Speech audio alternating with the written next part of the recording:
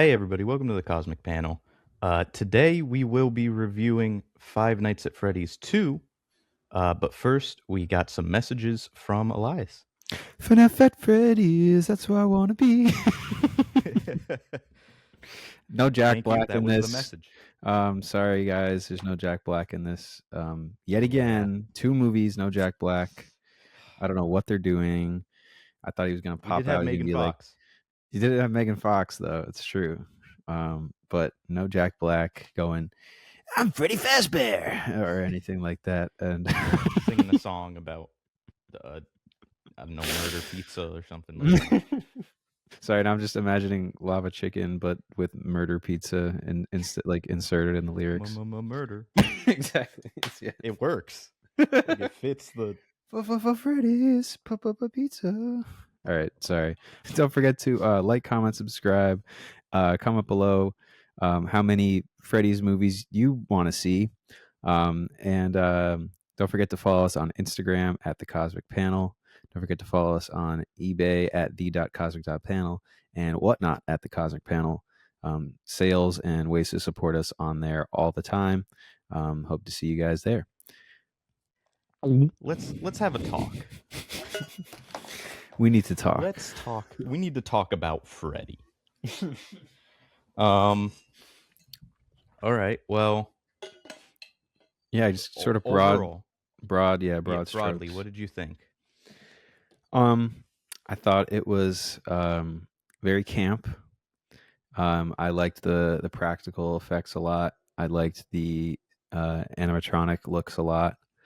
I liked the set design. I thought the set design was really cool. We got to see a different location this time, and I really enjoyed the design on it, and the layout and everything. And yeah, I think there's some pretty silly dialogue, but I think it keeps in this very specific pocket of camp that I think makes it work. But Yeah. there is some stuff that's like really goofy. But Yeah. yeah, broadly, yeah. I think, I mean, I was trying to go into it blind. I accidentally saw a couple, like, as the first day the reviews started coming in. I was seeing some where people were giving it like a 2 or like a 1, or just like it has a 13 on Rotten Tomatoes right now. I don't think it was that bad. It was definitely camp, and it definitely wasn't the greatest movie in the world, but I feel like it it's not supposed to be. Like, this was a movie for Five Nights at Freddy's fans, I feel like. And I feel like that's the sort of, like, if you're going to watch it, that's the question: is, are you a fan? Yeah, watch it. Are you not a fan? You can probably skip it. But I thought, yeah, the effects were great as always. And overall, it was a fun time. But again, I've played the first 2 games. There were a couple moments watching the movie where I was like, I do not have the ball knowledge for this. Like, there was some of the my theater was packed with like high schoolers and 20-something-year-olds, and there were people dressed up and everything. Like, they were into it. And there was a couple times where they were like cheering and applauding at nothing, and I was like, I don't know. I'm sure there's something there, but I don't know what, like, what this one thing is. But then there were other times where I see something and I'm like, oh shit, okay, that's cool. Yeah. No, I think that's a good way to put it. If you're a true fan, you'll enjoy this movie. There's a lot of good Easter eggs. Um, that's I didn't have that many people in the theater, and I think the people that were there didn't know all the references. Yeah, no, Um, but I that's don't know fine. what it was. My theater was packed. Like, when I was getting tickets, literally the seats that I was trying to get got bought as I was buying them. Like, that's how quickly it filled up, and it was all like 20-year-olds and like late high schoolers and that sort of thing. So they were definitely um very into it, and so that's always a fun experience in any movie. Um but that's sort of where, like, as I was watching it, there was some stuff that I was like, I don't know if I like that, but also everyone else seemed to like that. So I was kind of thinking like maybe it's just like it's for them.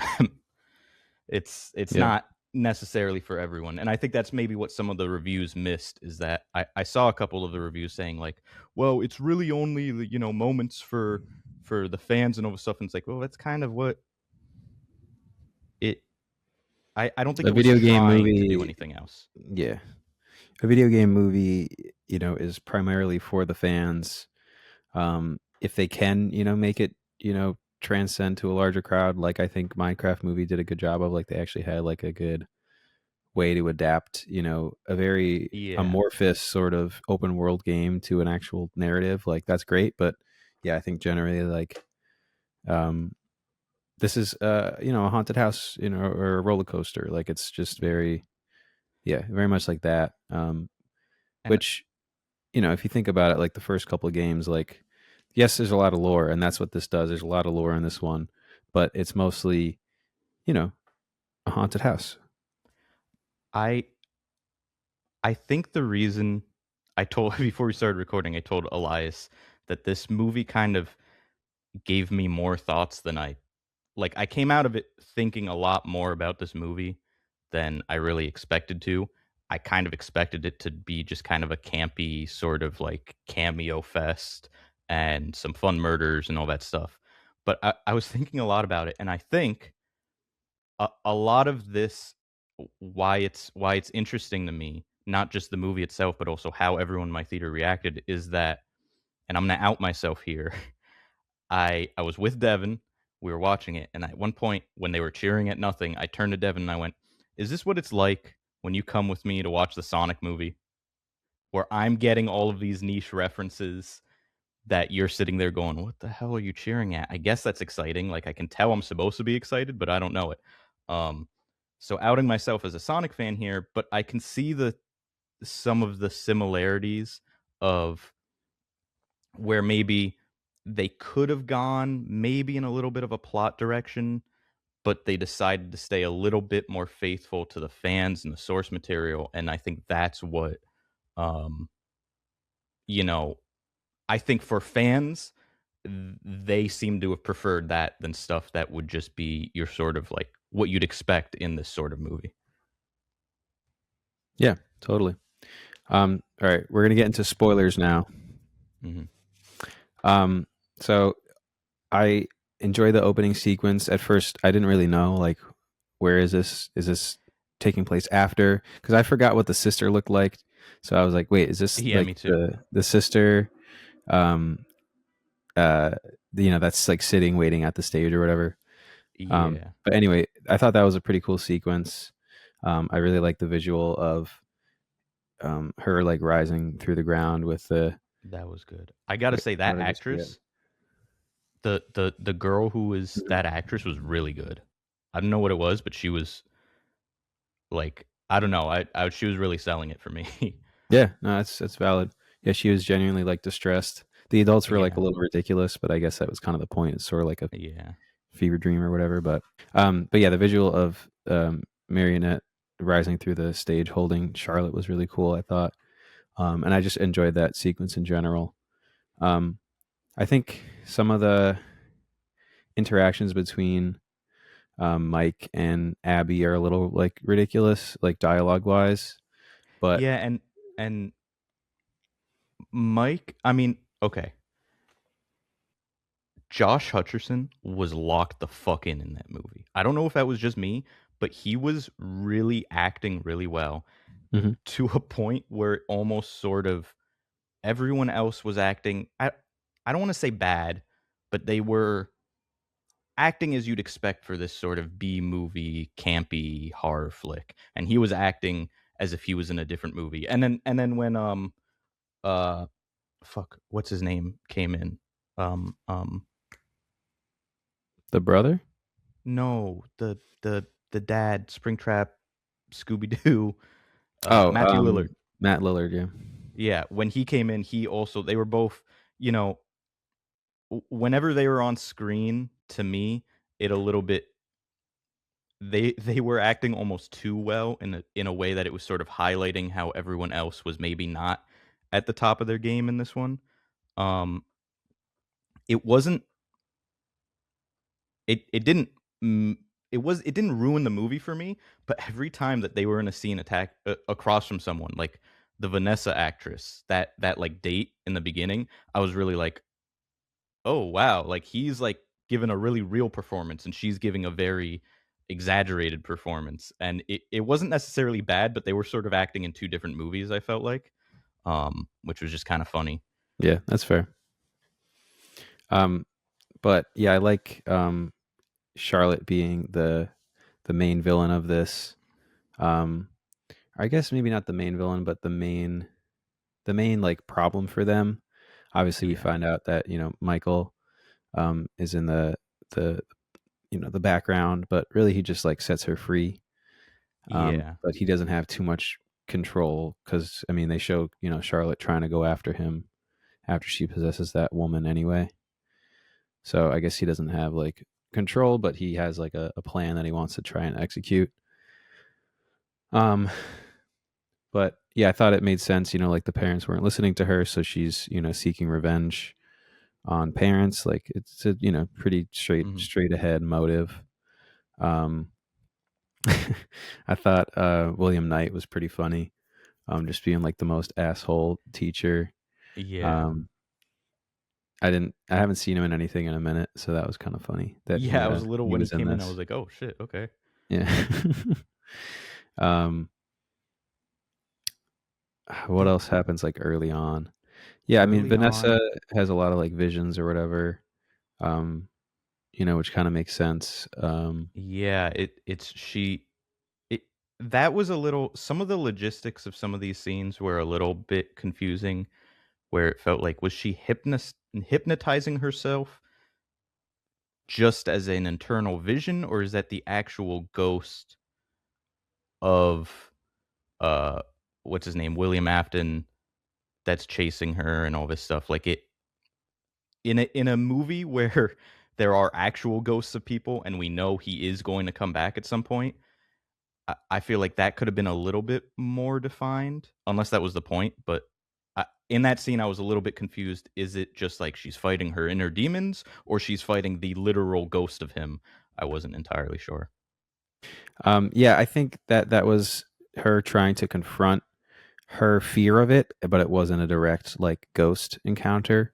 But Hmm. she was putting all those elements basically to try and trigger that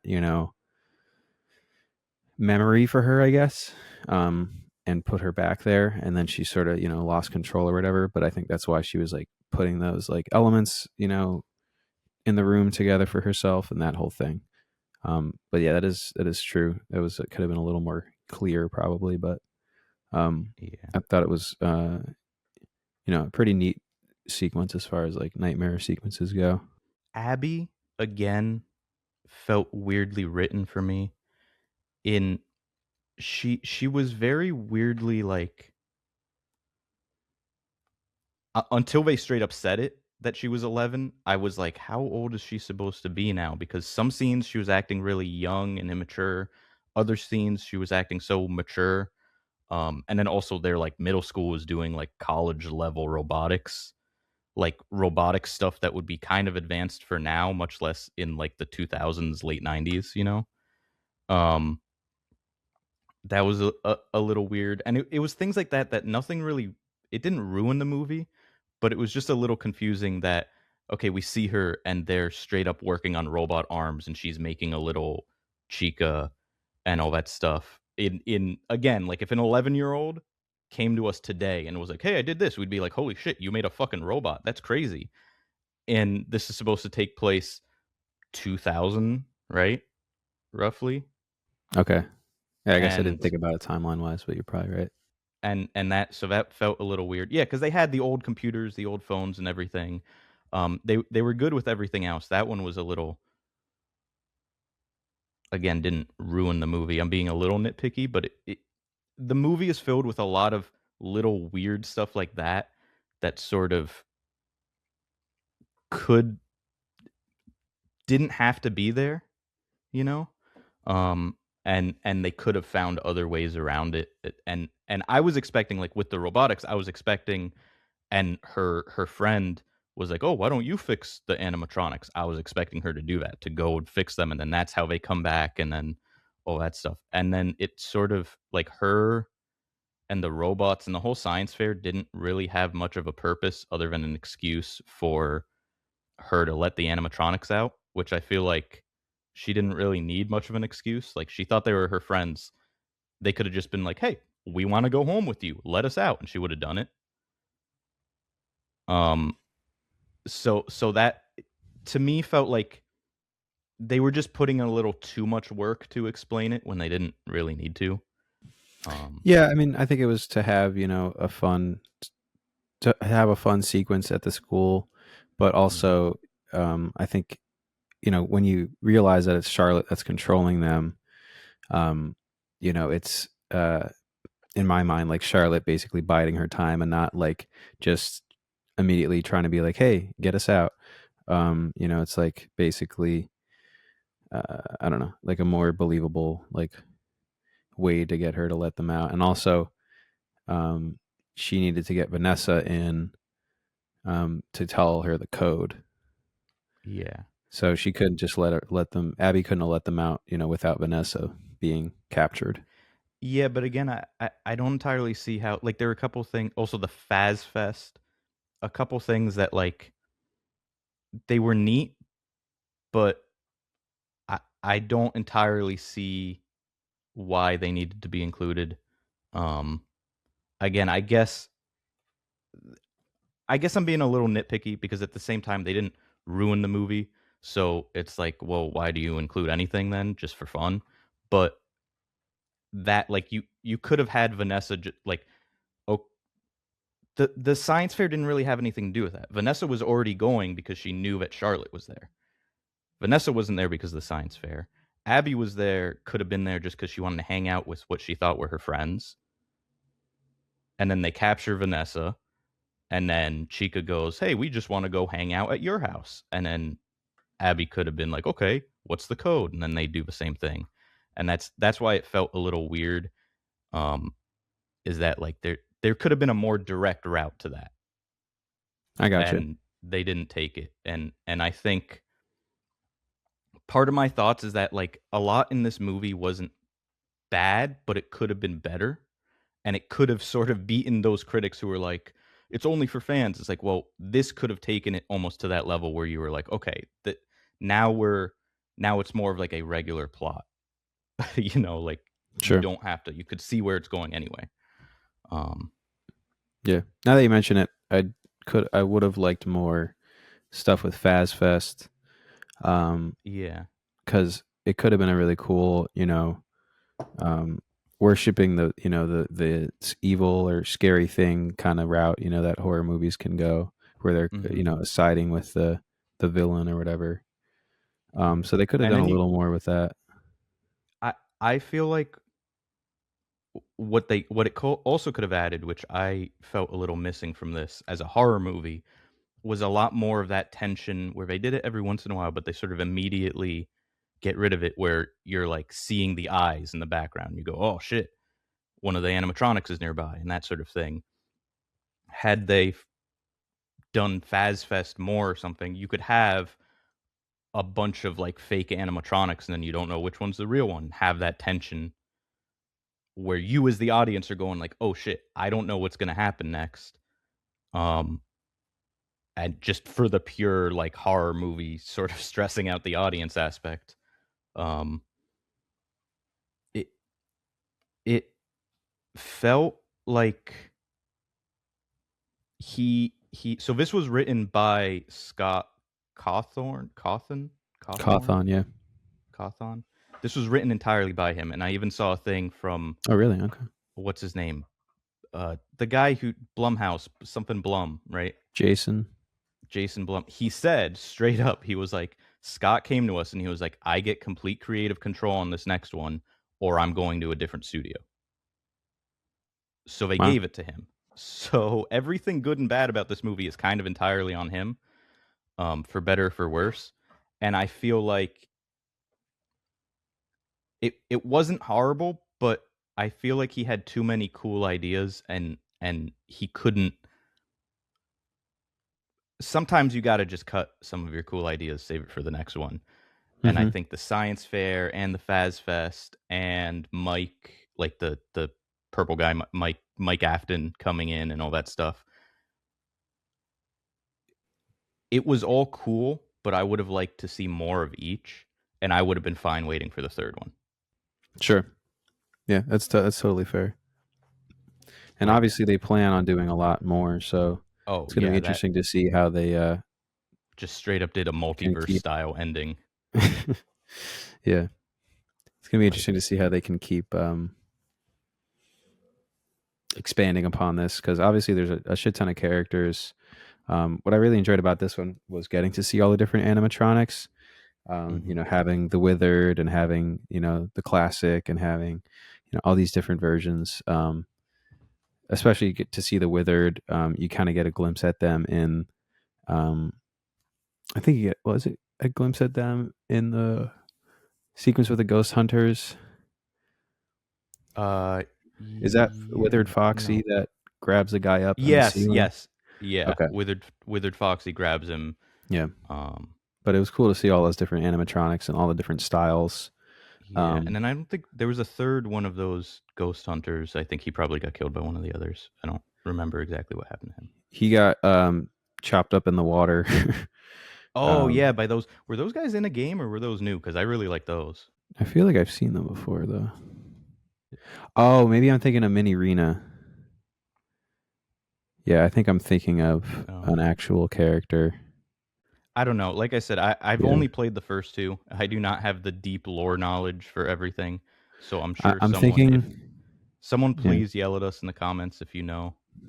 But I feel like I've never seen those the tiny ones before. I really like them. yeah, they were cool. I think I'm thinking I of thought they were a the cool idea. Mini Rena from Sister Location. Mm, maybe. Um, but yeah, that was fun. So yeah, he got killed in the water. Withered Foxy grabbed the other guy, and then the woman got possessed. And Yeah. then I guess where did her body go? Is she just dead? They showed it. She was just in like a closet. Like her body was just laying in the closet. When Marionette Oh, finally left, she was right. just like out. I did think her Okay, like I guess she was just dead. getting what's her name? McKenna Grace. There was Skeet Ulrich. Like a lot of these people were from like Scream and all those like sort of um those types of horror movies, the campy sort of. So I that was cool in a sort of you know paying homage to those, which this is definitely uh has a influence from it and definitely owes a lot to those movies. Um Yeah. which was neat to see. But yeah, obviously there's a lot of characters that they can draw from, and I think having Charlotte be the enemy of this one was a good move, and then showing that Michael is sort of pulling the strings, haha, and then you know that'll leave room to set up more. And I guess he escaped at the end there, right? Um, Yeah, he just fucking walked away. yeah, I don't know Oh why no, that he that didn't. guy No, he didn't. didn't. The friend fucking knocked him out. Yeah, but then they showed the badge on the ground with nobody there. Yeah. So I guess like he didn't like detain him or anything. He just like knocked him, and then the guy probably ran away. Which again, that's like why include that? Why did he knock him out? Yeah, he could have just ran, I guess. No, I mean the only thing I was thinking of is if the friend was like played by like some YouTuber or something and they wanted to give him his moment. But A, he had a lot of moments, and B, I just looked it up. He's not. Like Yeah, he's just an actual actor. So like I they gave if him the it worst fucking dialogue. I know. The fact that we don't even remember his name is not a good sign. Yeah, the only reason I know it is because I'm looking at Google right now. Yeah, Jeremiah. he's just the Did they even joking say that ever? Probably. They probably did say it. Jeremiah. Yeah, they probably did like Jeremiah. once, but he's just Yeah. unfortunately like reduced to the token black character. I feel like had you moved some scenes around and reorganized stuff, it could have been more like a Jurassic Park, Terminator sort of slightly more action horror, get the chase a little bit, but get you're able to fight them, but it's like a losing fight. Had they like let the animatronics, like let the toy animatronics out earlier from the location and have it sort of like, oh, we got to chase them across town, have that sequence a little longer and fight them instead of sort of, all right, they all show up at one location and then the the good animatronics show up and just like beat them with each one gets their little like, haha, I'm here for applause. Like stretch that out a little bit and make it more of a fight. I think could have been a little more exciting. That's some of the part where like going for the applause and going for the like, yes, that's our guys was a little much where it was like, okay, like you built up so much that they were gonna come and rescue everyone that now we have no tension anymore and no excitement for it anymore because we just know what's gonna happen. That was Um, such an Avengers ass moment, but no, that's it fair. yeah, it's just the timing and all that stuff. Like they were aura farming a little bit much. They coulda you didn't have to farm it. It coulda just come naturally. Like, it coulda just grown by itself. That being said, it was still pretty cool seeing them and that. I like the part getting, Josh Hutcherson to basically just play the second game in The Office. Yeah, that was awesome. I really enjoyed Yeah, that. That was they and the really mask is that's to this again the set design like they really knocked it out of the park with some of that stuff. mhm. Like they just had a one to one recreation of some of that shit, and I was like, this is great. It's fun. Yeah, and weirdly enough, like, the way that scene was written, weirdly enough for this movie, it felt way more natural than some of the other like references that they were doing. Some of the other references were like, "Hey, look, it's this thing from the game," and that one just felt like a very natural way to get him to do the game stuff, Yeah, um, totally. which was really Having cool to the see. having like all the old computer functioning to try and find stuff. I was hoping that he was gonna switch from camera to camera because they showed the cameras. I Yeah, was kind of bummed that they didn't have him switching from camera to camera, seeing like where the yeah, noise was looking for coming from or everything. whatever. But yeah, they had the doors and the buttons and the vent and all that stuff, and I thought that was pretty fun. I think that's why I have so many thoughts is that it really wasn't as bad. Like, had this just been like just a really shitty movie, I would have been like, all right, it's a shitty movie, needs no explanation. But this one was like there was a lot of effort put into it. Oh yeah, But let's say Balloon Boy, right? yes, Mike just fucking rips his head off and chucks him. I was kind of, I guess he was more of a cameo thing than like a whole yeah, thing, but I was a little it's bit kind of like, funny. damn, if you were a Balloon Boy fan, you got you got All my ballooners your rise up.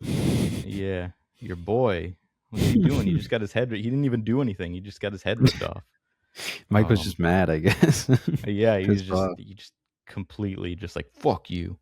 Um, but still pretty funny. And I think at that point when you have so many animatronics, you do kind of have to just kind of be like, all right, this one's just gonna fucking die. We got nothing for him. Hmm. Um, I think the was Abby this obsessed with Chica in the first movie, specifically her? Yeah. Oh, okay.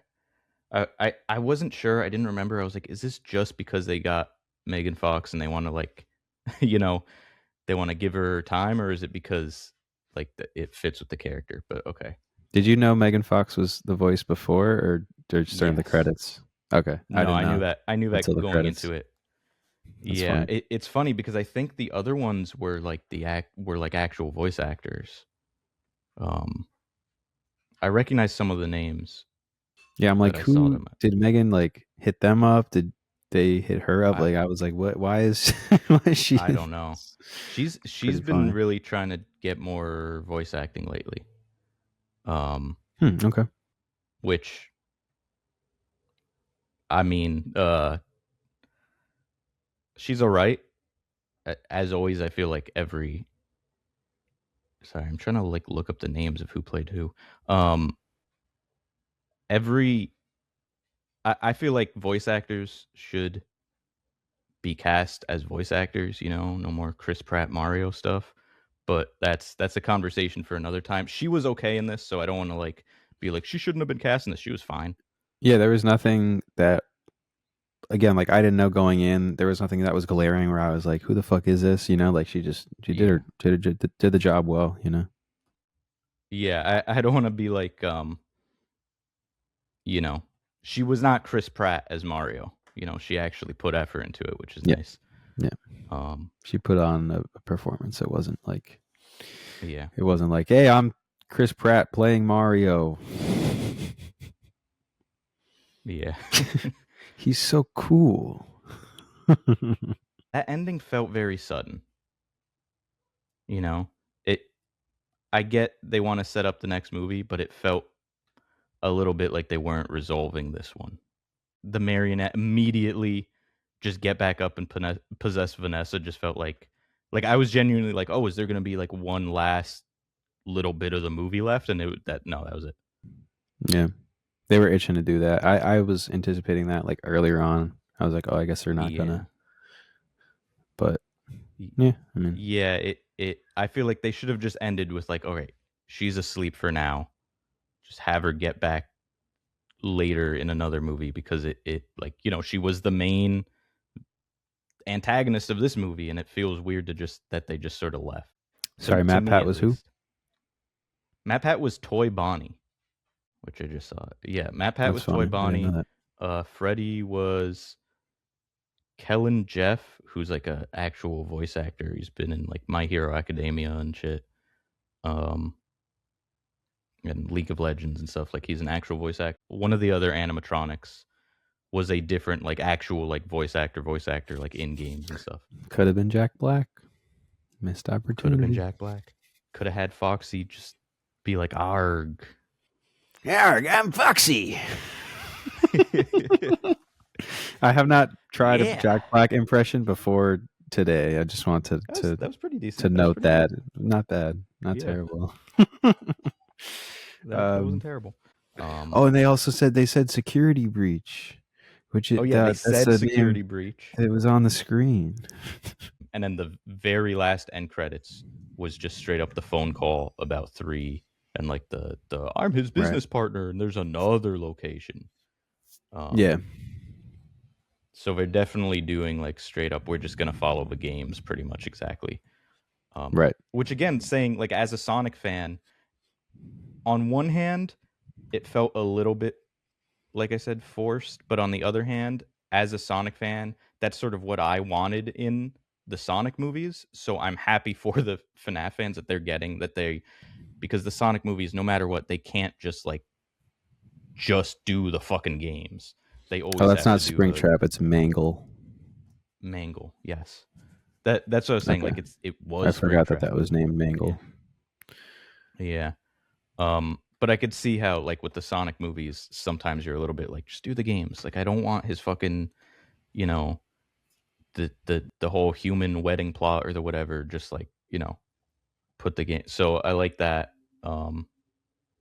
For the FNAF fans that they got pretty much like a lot of it from the games. Oh, this is cool. Jim Henson's the Jim Henson Company worked on the animatronics for this. Oh, no wonder they were good. Yeah. That's it. Usually when you have like really good puppets, it's them and or ILM. Yeah. That's pretty much it. I'm a big practical effects dick rider, so I love that. That Yeah. was great. Okay. Yeah, go ahead. So I'm gonna give this movie 3.5 William Knight brains out of 5. I'm going to give this movie 3 uh mini marionettes out of 5. Word. Don't forget to like, subscribe, comment down below everything we said at the beginning. You know, tell us anything we missed, any cameos, any Easter eggs, and yeah, hope to see you guys And around. give us your game theories about Elias's secret identity in the comments. Is he William Afton? I don't know. But that's just a theory. A game. Or